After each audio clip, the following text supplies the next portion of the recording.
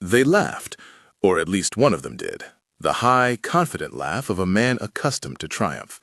Hermann Göring, the face of a dominant air arm, looked at photographs of a new British airplane and, according to those who remembered the moment, shrugged it off as little more than a joke. A slender shape, skinned in wood, light as a toy. In the crowded, metal-minded world of early World War II aviation, where armor and aluminum reigned, a combat aircraft built from layers of glued veneer seemed to many an affront to common sense. It was, as rumor put it, a plywood mosquito, an insect of a plane that should have been swatted aside. That dismissal, whether sneer or rumor, became the spine of a story that would unsettle assumptions about strength, cost, and the nature of power itself. For at the heart of that wooden fuselage beat not timidity, but audacity, an airframe whose lightness was not weakness, but a deliberate strategy, and a pair of engines whose combined fury turned apparent fragility into a lethal kind of speed.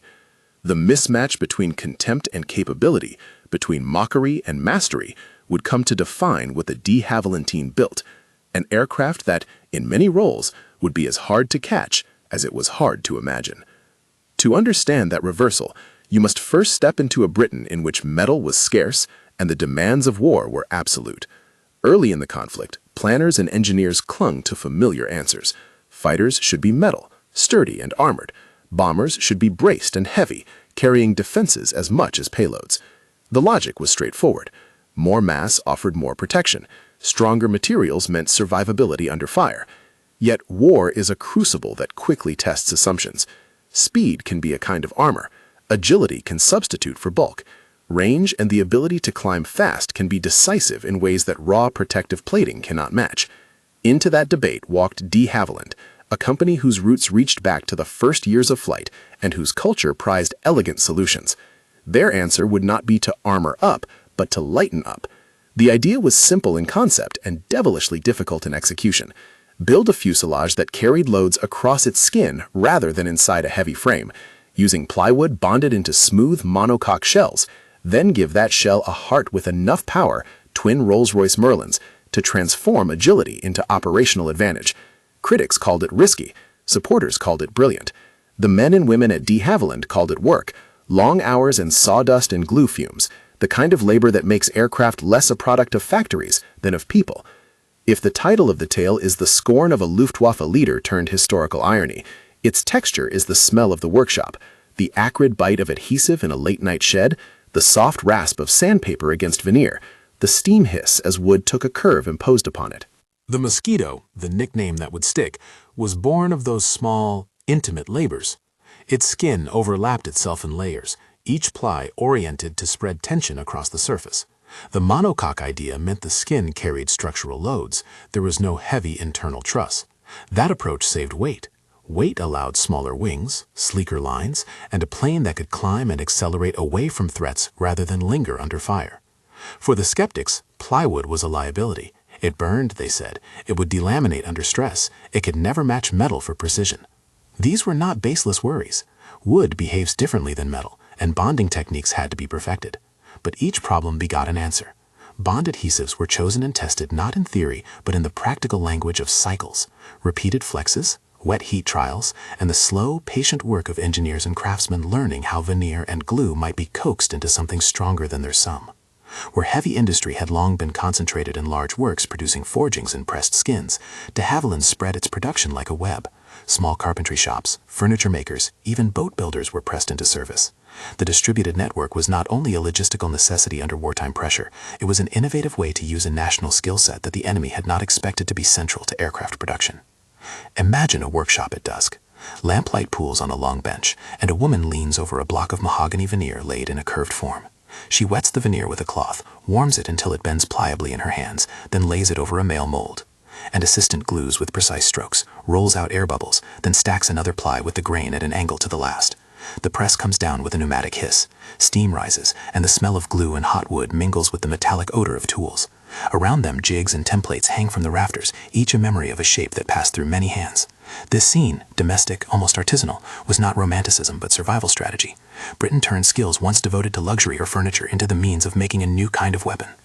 There was poetry and argument in that choice. Wood was a commodity different from aluminum. It could be sourced and repaired in places where heavy industry could not be quickly reconstituted after a raid. A wooden fuselage could be mailed in a furniture shop and later mended in the field. And yet the decision to use wood did not mean de Havilland treated it as mere alternative material. The company applied engineering rigor to every joint, every lap, every glue line. They tested, measured, failed, adjusted, and repeated. The aircraft that emerged was less a reimagined biplane than a sculpted object of load-bearing skin, a continuous curved shell that was at once beautiful and functional. If the airframe was the argument, the engines were the emphasis. Rolls-Royce's Merlin family had already begun to prove itself as an engine with an unusual mix of compactness and power. It was not simply that the Merlin was strong, it was that it had a favorable power-to-weight ratio and adaptability that made it suitable for pushing a lightweight airframe into performance territory its contemporaries struggled to reach. De Havilland's choice to mount two Merlins was not whimsical. Twin engines meant redundancy and a possibility of far greater performance, higher top speed, quicker climbs, and extended range when needed. But the union of a wooden airframe and twin Merlins raised new questions. How would a light structure bear the vibration and torque of two powerful engines? Would flutter and resonance destroy the delicate lamination? Would the engines overstress the mounts or the wing roots? Testing turned those worries into knowledge. Engine benches at Rolls-Royce became theaters of noise and measured fury. Rising revs, the whistle of superchargers brought into life, and the low droning of running-in trials. Each Merlin's voice was characterful, a whine shifting into a growl as more boost was fed, a note that suggested lungs and throat. And together, two Merlins produced an oral and physical rhythm that transformed what the airframe could do. Engineers listened for harmonics, for subtle resonances that might presage failure. They adjusted mountings, tuned cowlings to manage airflow, and paid special attention to the distribution of mass across the airframe to prevent flutter. A successful run at the bench was a small triumph, a promise that wood and steel might work together under the stress of combat. The first flights were less ceremony than clinical experiment. Test pilots, men whose names would be inked into the history pages, but whose day-to-day work was measured in checklists and intuition, strapped into cockpits that were simultaneously elegant and austere. They learned to feel the plane, to let the Merlin sing, and to listen to the structure answer. Acceleration was immediate. The Mosquito leapt forward in a way that made heavier bombers feel ponderous in its wake.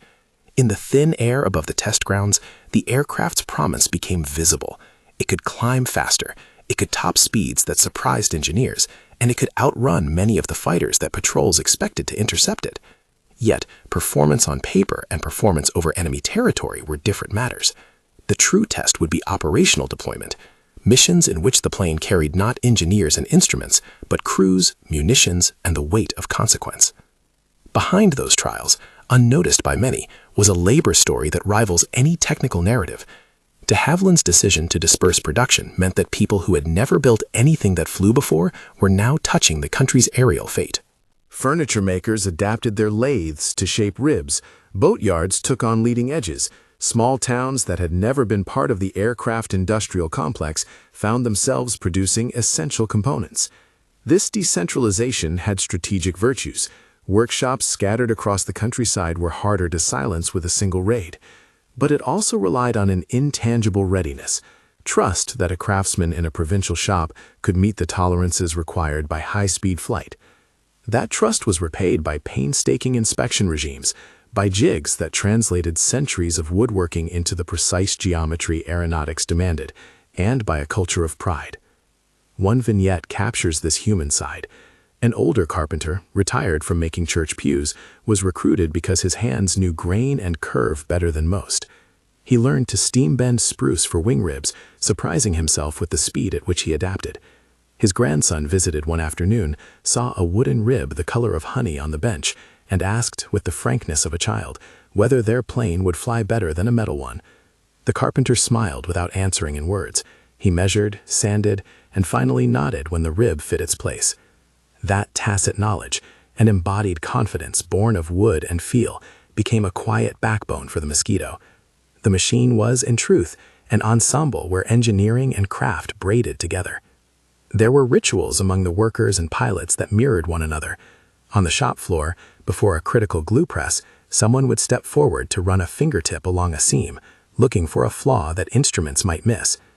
In the hangar, pilots would tap the cowling of a Merlin, a small gesture of respect or superstition, an acknowledgement that the engine was more than a metal box, but the aircraft's beating heart. Test pilots developed personal checks, an ear attuned to a micro-click that might mean a loose clamp, an instinct for the subtle shimmer of the skin at a particular speed. These were small acts, but they mattered. They connected human bodies to machine performance in a way blueprints could not. Yet for every ritual and incremental improvement, there were moments of almost comic skepticism.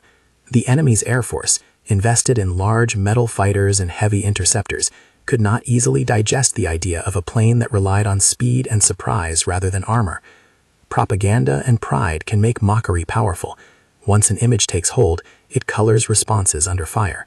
So when news of the Mosquito's missions reached the other side, the initial reaction was derision turned to disbelief when the plane proved hard to engage. That arc, sneer to respect, is the emotional theater of this story. It is where Göring's alleged ridicule becomes a narrative fulcrum, a public expression of a mindset that the Mosquito's performance would, in time, unsettle. Let us pause to unpack with plain clarity why a pair of Merlins made such a difference. An engine's value is not merely horsepower on paper, but the way it delivers that power into the airframe's capabilities. 2 Merlins placed on a light airframe meant more than doubling raw thrust. They improved acceleration, allowed for steeper climbs, and furnished the plane with a reserve of speed that could be turned to offense or escape. Redundancy mattered too. Single-engine fighters could be lethal in skillful hands, but twin engines offered a margin in the event of damage, a plane that could limp home rather than fall. Crucially, the Merlins were compact enough to be mated to a narrow fuselage without creating excessive drag. The result was a machine that traded mass for momentum. Instead of absorbing bullets with armor, it used velocity to avoid being hit. That explanation, expositional though it is, only hints at the lived reality when twin Merlins spool to life. In the test hangar, 2 engines idling at low revolutions create a pulsing hum. As throttle increases, the whine of the superchargers rises and merges into a roar that vibrates the floor. The propellers begin their sweep, a blur that suggests measured violence. For those who felt it, the ground crew tightening the last bolt, the pilot sliding into a leather seat, the sound was a promise and a warning. Promise of speed, warning that this aircraft demanded respect, that its capabilities might surprise friend and foe alike. Testing did not only happen on benches and in calm circuits. It happened in the wind tunnels, where engineers sought out flutter and harmonic anomalies. They rigged scale models, fed them gusts, and listened for the ghostly shrieks that would later translate into catastrophic failure in flight. The Mosquito's wooden structure introduced new acoustic signatures.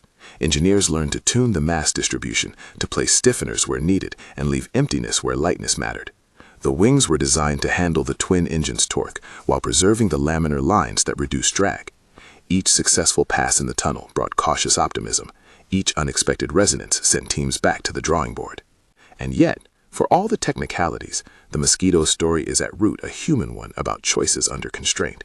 Britain did not have the ironclad luxury of choosing the best material in every case. It had to use what it could in ways others had not imagined. The decision to trust wood and artisans was therefore both practical and philosophical. It was a belief that ingenuity could outflank resources, that distributed skill could be marshaled faster than concentrated heavy industry could recover from bombing. There is a moral texture to this. Using the nation's entire capacity, not just the big factories, as a weapon required faith in citizens' abilities and a willingness to decentralize control. It was an inversion of wartime orthodoxy that, like many great innovations, came from necessity meeting imagination. As prototypes matured, so did the pilots who would take them into combat. The men chosen for early sorties were among the bravest and most technically adept. Some were official test pilots. Others were volunteers from squadrons who found the Mosquito's handling both exhilarating and strange. They learned to exploit the aircraft's strengths, to climb quickly and use speed as a shield, to conduct reconnaissance at altitudes and velocities that made interception difficult, and to strike with a precision born of surprise rather than brute force.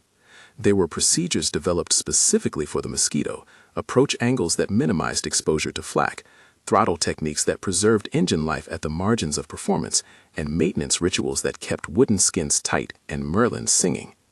These were not simply technical tricks, but lived knowledge passed from mechanic to mechanic, pilot to pilot, forming a culture around the machine. One early pilot, a composite figure drawn from many who flew the type, described the sensation of entrusting his life to the smooth curve of the Mosquito's fuselage and the twin heartbeat beneath him. He spoke, in recollection, about the intimacy of piloting a plane that felt more like a living thing than a machine, the way the wooden skin would flex in turbulent air, the subtle differences in engine sound as temperature and altitude changed. He learned to read the aircraft with his hands and ears. That kind of intimate, embodied knowledge cannot be reduced to specifications.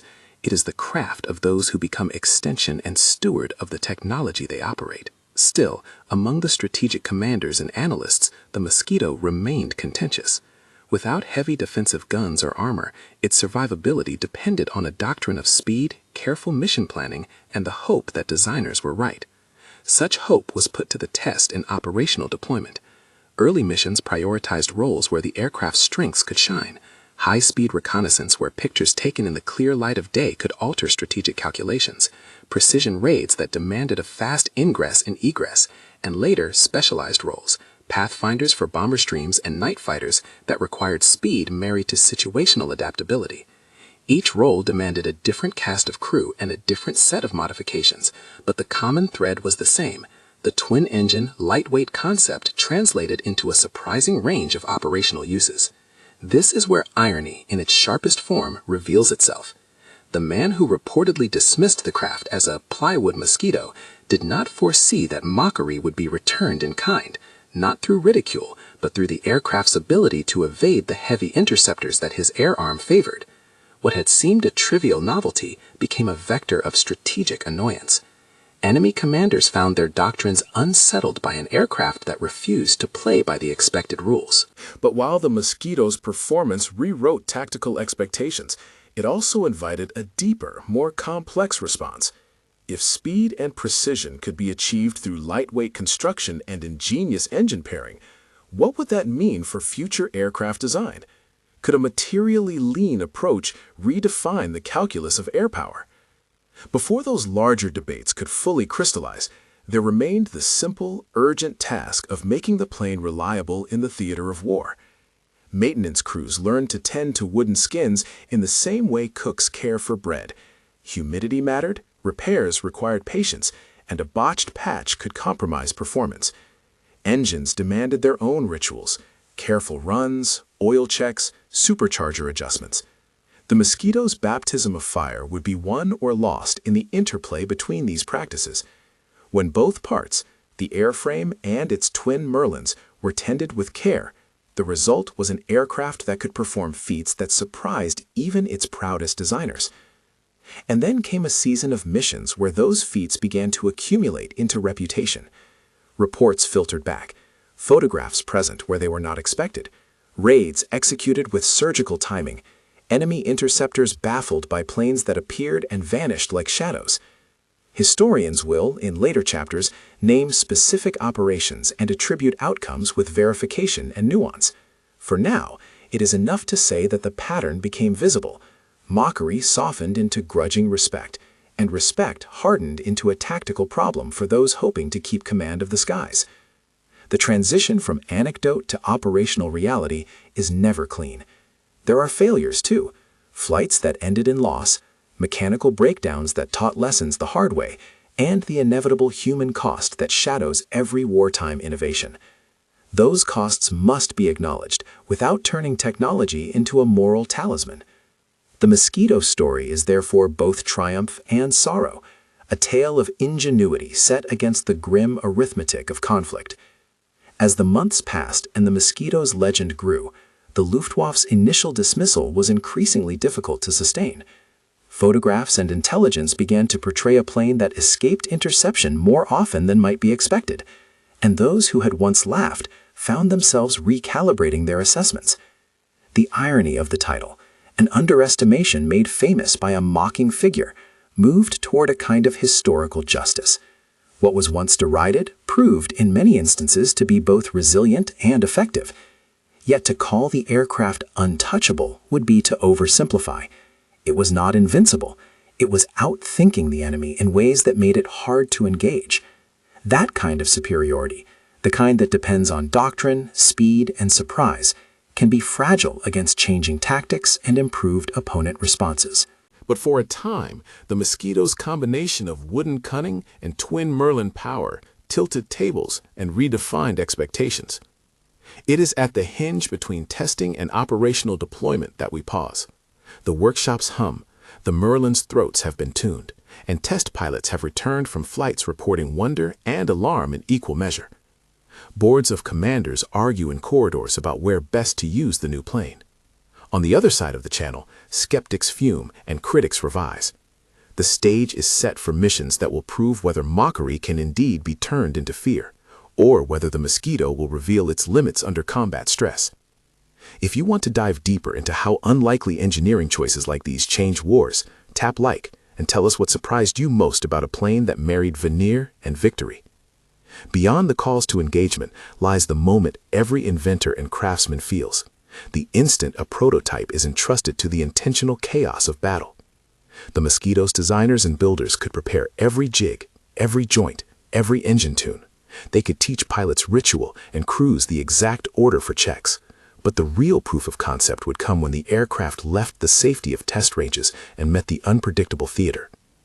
In those first operational flights, small things mattered as much as big ideas. A clamp left loose in a remote workshop could spell disaster.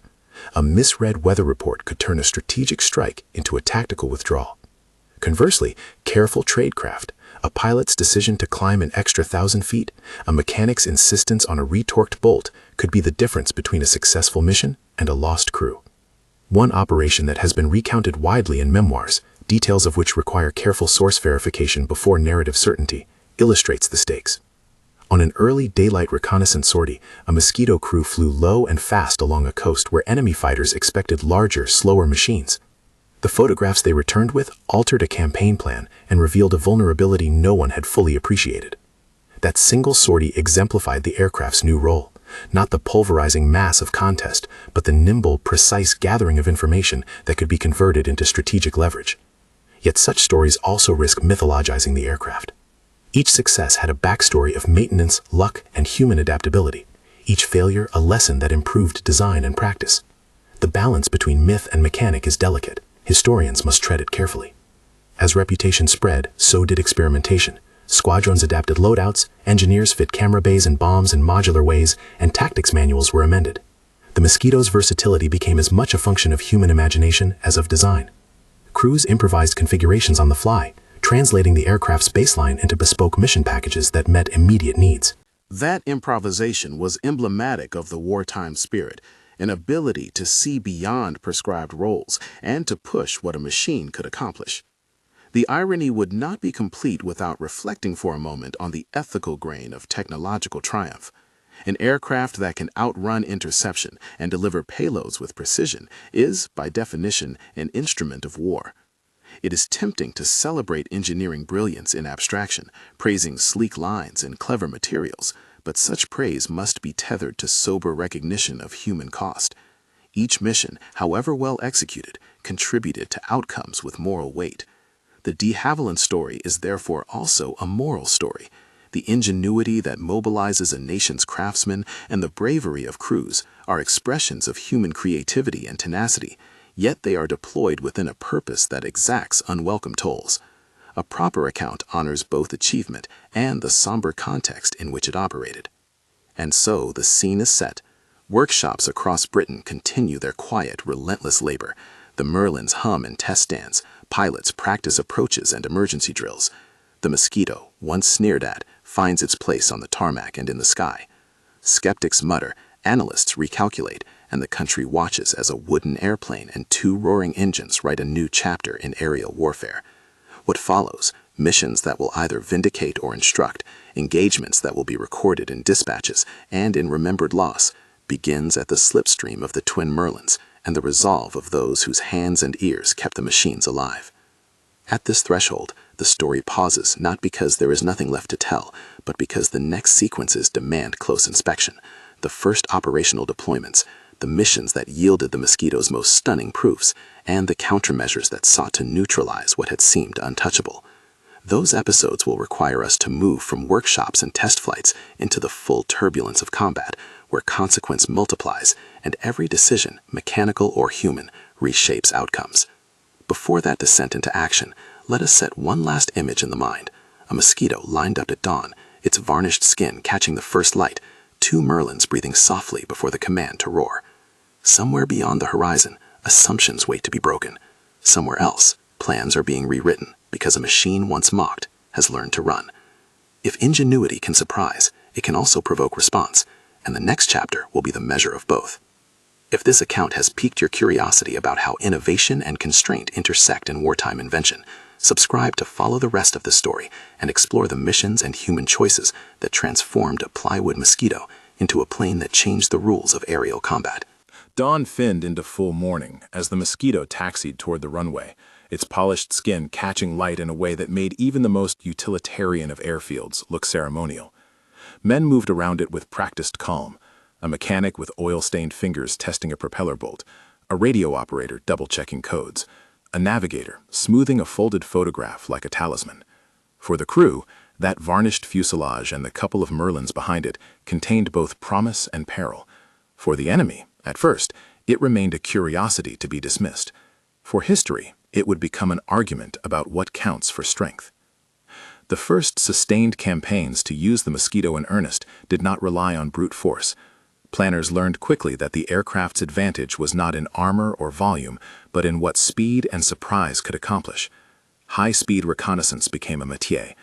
Crews learned to thread the Mosquito along coasts and over enemy installations at velocities and altitudes that made conventional interception a game of chance against a moving shadow.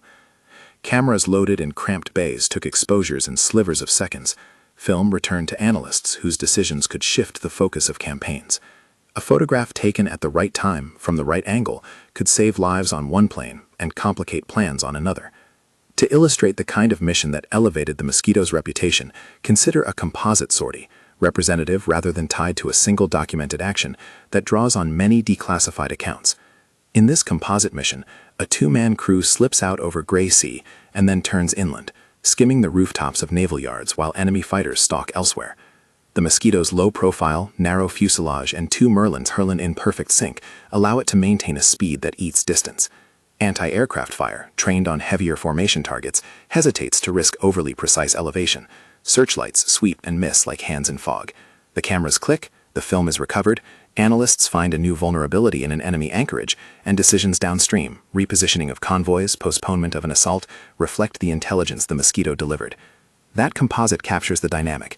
Intelligence converted to strategic effect because a light airframe and 2 potent engines could put men where others could not go safely or quickly enough. But reconnaissance was only one strand of the aircraft's growing portfolio. The Mosquito also became a precision strike platform. Stripped of the weight of defensive turrets in many variants, it carried light loads, bombs small in mass but precise in application, and used speed to minimize exposure during ingress and egress. Tactics evolved. Low-level approaches at dawn when visual sighting was hardest for defenders, short, well-timed climbs that exploited thermals and cloud edges, slashing high-speed withdrawal along routes that maximized the Merlin's ability to accelerate the airframe beyond the effective range of pursuit. Pilots learned that the plane's margins were narrow but exploitable.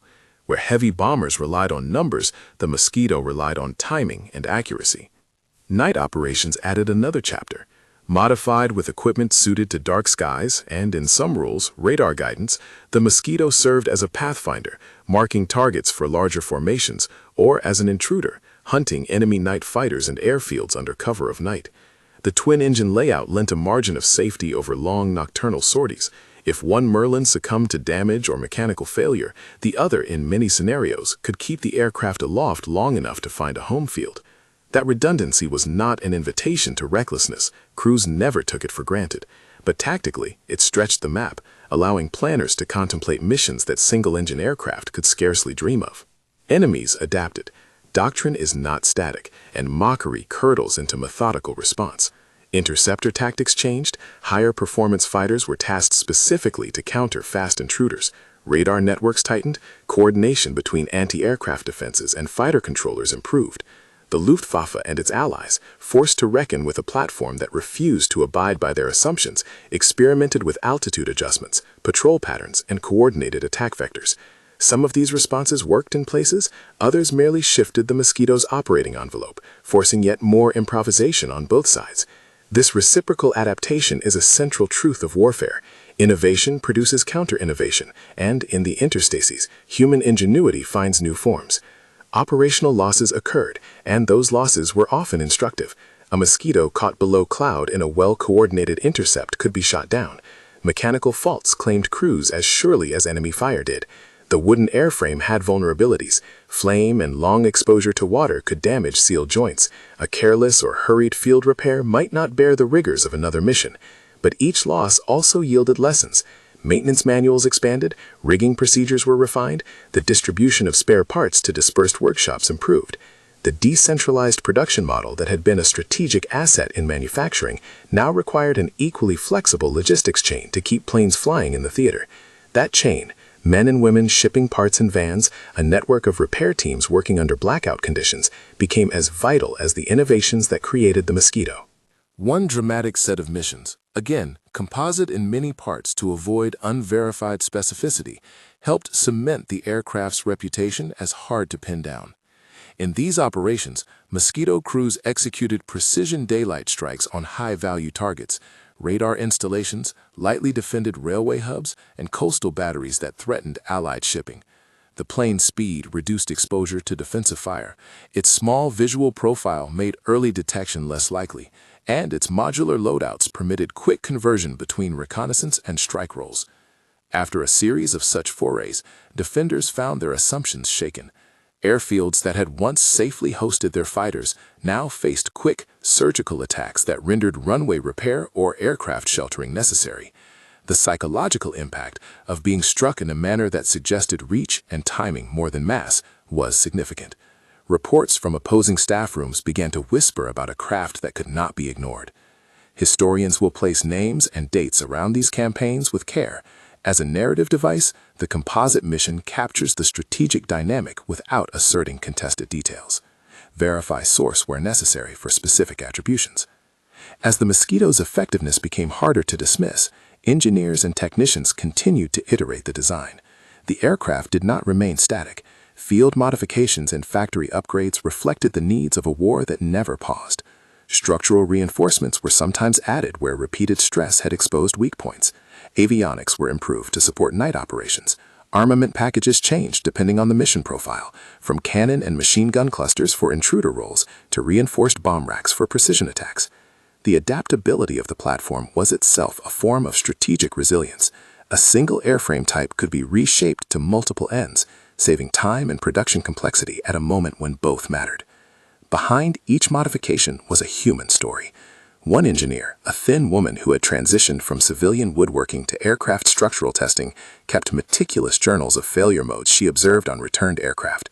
She charted delamination incidents and correlated them with humidity spikes at certain forward operating bases. Her recommendations, a specific adhesive compound adjusted for temperature variation, a change to the sequencing of press curing, were initially considered minor. Their adoption cut down on a category of mid-mission structural problems. That reduction was not dramatic in a single number, it was cumulative. It increased sortie flyability, which in turn saved crews from otherwise preventable dangers. The quiet labor of people like her seldom makes headlines, but their impact is material. Fewer failures, more reliability, an airframe that became more trusted by pilots because mechanics and engineers had reduced its idiosyncrasies. Pilots developed tactics that exploited every advantage. Some favored low-level ingress to avoid radar detection, accepting the dangers of terrain and small arms fire for the trade of surprise.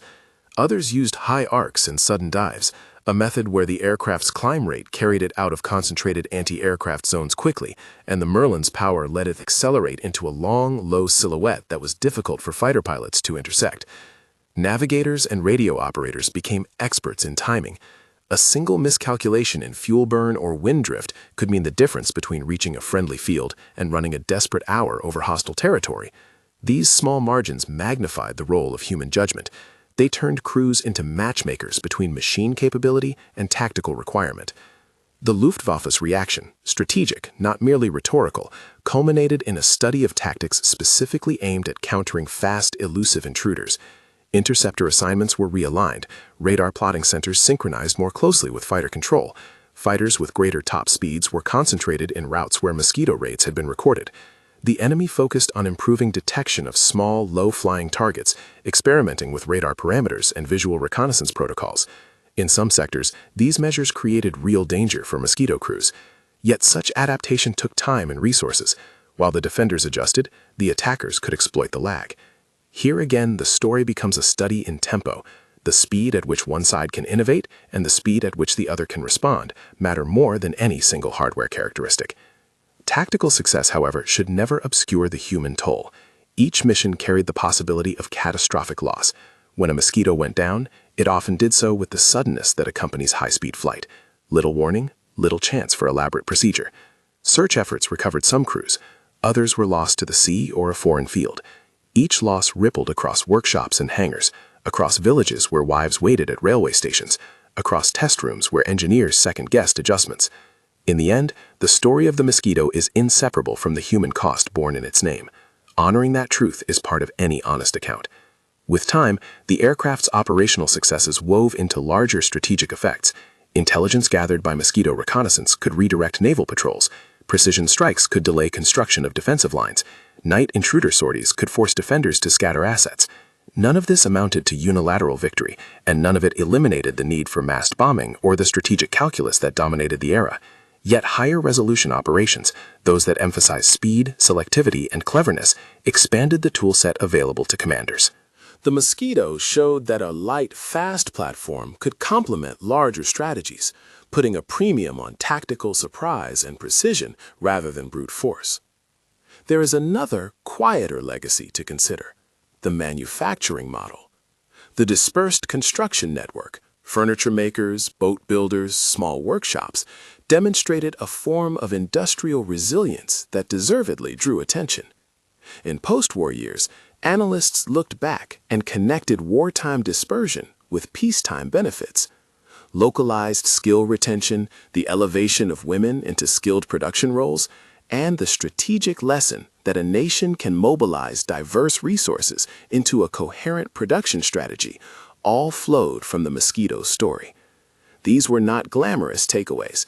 They were practical lessons in how a society adapts under strain, repurposing knowledge and crafts to meet urgent needs.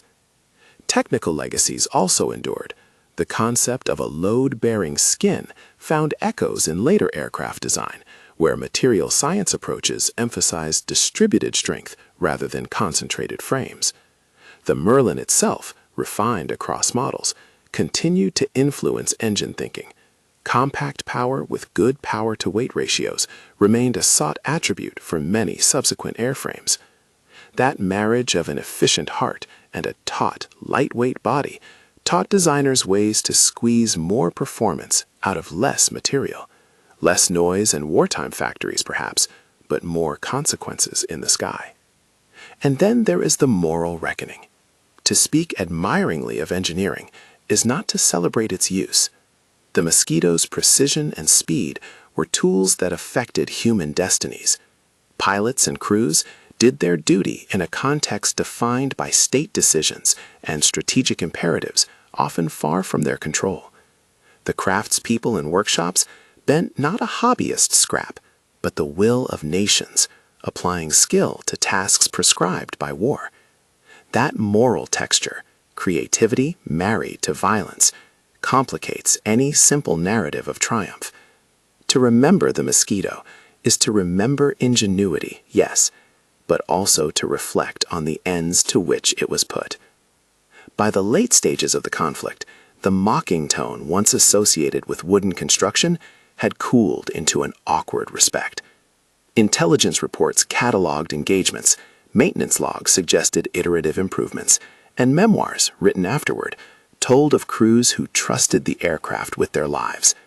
Some senior figures whose earlier comments had belittled the design were reported to have revised their assessments privately, though public statements remained cautious and often courteous to losses inflicted by many sources. History retains the irony. A figure who once dismissed a Plywood Mosquito found his rhetorical dismissiveness undercut by results. That reversal is not a moral victory.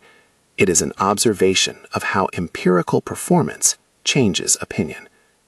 Post-war museums host some of the final scenes of the Mosquito's arc. In a cool hall, under a subdued lighting, a preserved fuselage sits on a stand, placards explaining its variants and roles. Visitors move slowly around it. Children press fingertips to glass and ask questions. An old mechanic leans on a cane and remembers the smell of glue and the strain of a press he once worked. A recording plays nearby, the rising whine of a Merlin, the hush between idles that becomes a twin crescendo.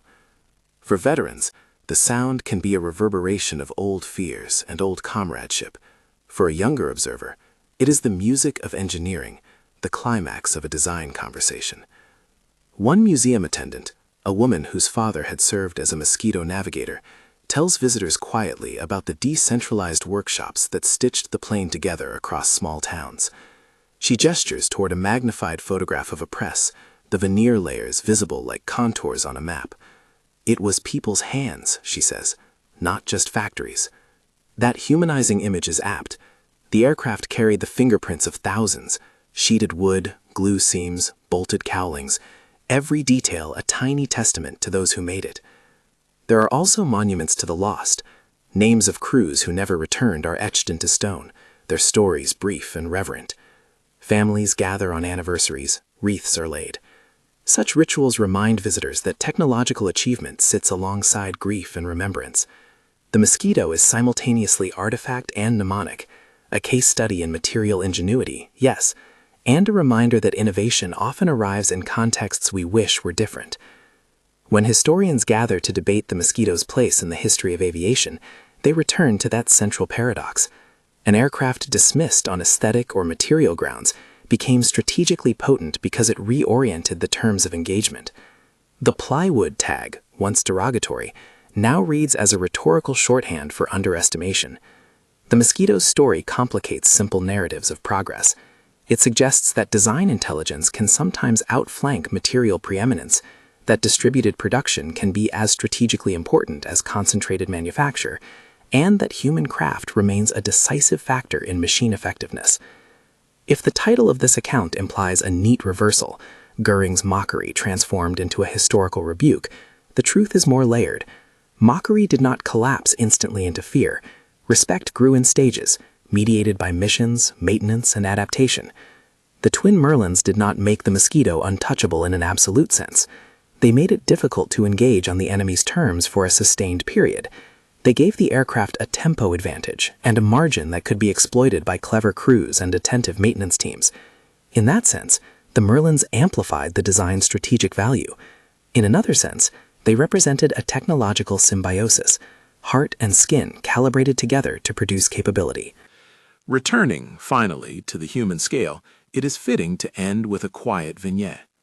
An old test pilot, now bent but lucid, sits in a museum corner during a reunion. He runs a calloused hand along the glass of a case containing a small plaque from a Mosquito cockpit. His voice is low when he speaks of the plane. He remembers the first climb, the way acceleration pushed him into his harness, the thinness of the throttle's response at altitude, the way two engines seemed to talk to each other in a private language.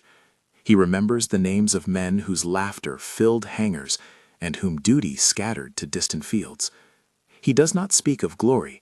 He speaks of craft, of the curious pride that comes from making something work under impossible constraints. We took a lot of things on faith, he says, and we paid for it in ways that matter. His eyes drift to a photograph on the wall, showing a Mosquito at dusk, props still turning in the afterglow. And yet, he adds, we made a plane that taught us a few lessons about what speed and surprise can do. Those lessons did not vanish with the last wartime sortie. Aircraft designers, strategists, and industrial planners took them forward. The Mosquito stands as an exemplar of how unconventional materials, creative production strategies, and judicious engine selection can disrupt established hierarchies of design. It shows that underestimation can be dangerous, that mockery often masks an inability to imagine different forms of strength, and that human hands and ears, those who sand veneer, tune cowlings, and listen to engine harmonics, are as vital as any blueprint. In the end, the story returns to its original paradox. The plywood mosquito that was once laughed at became for a time and in certain roles exceptionally hard to bring down. The phrase untouchable belongs in context. It is an evocative description of how the aircraft altered expectations, not an absolute technical claim. The twin Merlins did more than double thrust. They reshaped the operational calculus, making weight a different kind of variable and speed a more honest form of defense. And so the sneer that once accompanied the Mosquito's pictures now reads in history as an ironic preface to a broader lesson about creativity under pressure. On the museum floor, children still press palms to glass and ask how wood could fly. Guides point to diagrams and photographs and explain, patiently, the collaboration between engineers and craftsmen, between engine makers and test pilots. They tell the story without triumphalism, about ingenuity and consequence, about craft and cost. Outside, a restored mosquito sometimes climbs into the air at commemorative events, its twin Merlins roaring a sound that is both wound and memory. For those who listen, it is a sound saturated with contradiction, the roar of invention, the beat of machines used in human conflict, the echo of hands that bent and glued and tuned. The sound is beautiful and terrible, and like all such sounds, it will continue to ask questions long after the bright varnish has dulled. And so the arc closes on that ironic hinge. A mocker shrug, reported, remembered, and repeated, meets an aircraft that, by design and by human effort, refused to be simply dismissed. The Mosquito's legacy is not a single triumph, but a stack of lessons in materials, in manufacturing, in doctrine, and in moral remembering. It teaches that ingenuity can surprise the powerful, that small workshops can shift large outcomes, and that engines, when matched to the right airframe, can turn delicate skin into tactical advantage. That is the deeper reversal behind the title, contempt turned to cautious respect. And in that transformation, we find the true story, a human story of craft, risk, adaptation, and the ambivalent labor of turning invention into action.